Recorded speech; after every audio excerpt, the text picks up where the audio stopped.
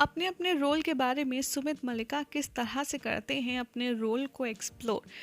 Recently दिए interview में सुमित से जब पूछा गया कि आप अपने रोल के बारे में कैसा डिस्क्राइब करेंगे कि कृष्ण क्या है, तो सुमित ने कहा, इन शॉर्ट मैं बस यही कहना चाहूँगा कि वो सुप्रीम पावर है। तो वहीं राधा का रोल कैसा है और राधा क्या है राधा कृष्ण सीरियल में, इस सवाल के जवाब में मलिका ने कहा कि मैं भी इन शॉर्ट यही कहना चाहूँगी, she is the wheel of Shri Krishna and simple and sober girl as far as I have no within the year,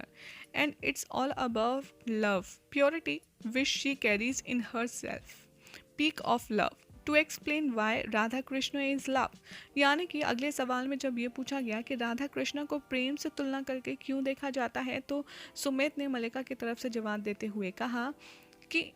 हमेशा राधा कृष्ण को ही लव के बारे में सबसे महान, सबसे ग्रेट क्यों कहा जाता है। कृष्णा जो है वो सुप्रीम पर्सनालिटी है गॉड की, और राधा का नाम हमेशा उनसे पहले लिया जाता है। क्यों क्यों ये सारी चीज़ें हैं, क्यों राधा की इतनी सारी वाइफ थी लेकिन राधा ही प्रे थी,